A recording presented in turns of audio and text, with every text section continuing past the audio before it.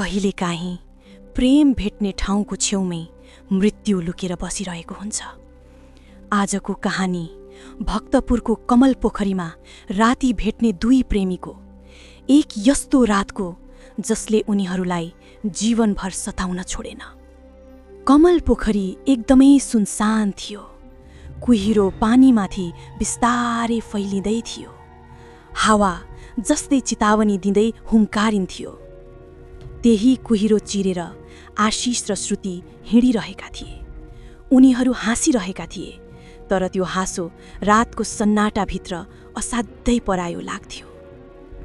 दुवैले रोजेको ठाउँ पोखरीको छेउको पुरानो सालको रुख, तर उनीहरूले थाहा पाएका थिएनन् त्यही रुख माथिबाट हेर्दा सामान्य देखिए पनि भित्र सामान्य थिएन। रुख मुनि बस्न नपाउँदै झाडीभित्रबाट एक अजीब आवाज आयो। त्यो आवाज न जनावरको न मानिसको। आशिष थरथराउँछ। श्रुति भने मुस्कुराउने अभिनय गर्छिन्, तर उनको मन पनि अलि डराएको हुन्छ। श्रुतिले त्यो आवाजलाई बेवास्ता गरिन्, किनकि तिनलाई लाग्यो रातमा झाडीहरू आफै बोल्छन् क्यारे, तर यो आवाज झाडीले बनाएको थिएन।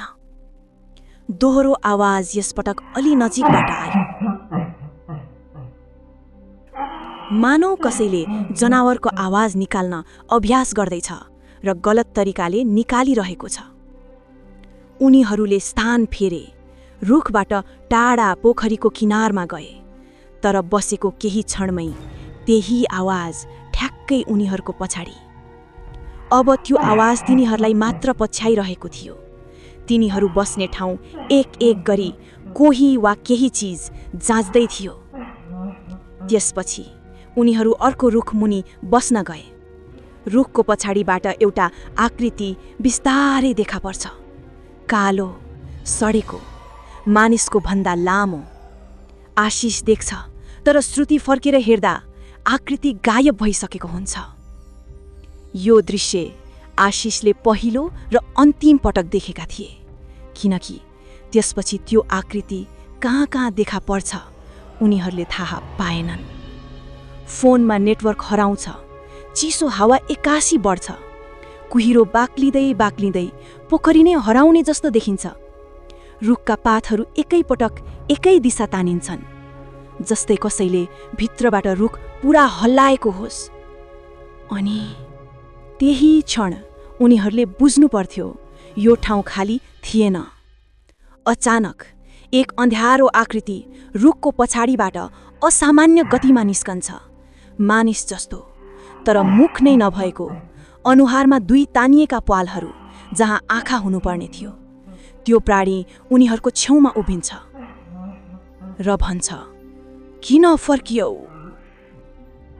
उनीहरू भाग्छन्, तर भाग्दै गर्दा रुखका पातहरू अनुहार बन्छन्। श्रुतिको हात अचानक पछाडिबाट कोहीले समात्छ। उनले फर्केर हेर्छिन्, त्यही अनुहारविहीन प्राणी।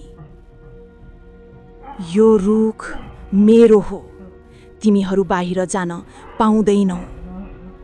आशिषले श्रुतिलाई जोडले तान्छ र दुवै सडकमा निस्कन्छन्। वातावरण सामान्य देखिन्छ। उनीहरू लामो सास फेर्छन्।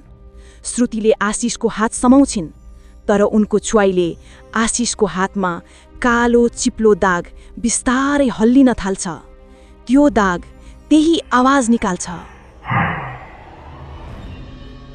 श्रुति सुन्ने बित्तिकै आशिषको अनुहार त्यही प्राणी जस्तो भइहाल्छ। कहिल्यै पनि कमल पोखरीको पुरानो रुखमुनि राति नबस्नुहोला, किनकि कोही अझै तपाईलाई भेट्न कुर्दैछ।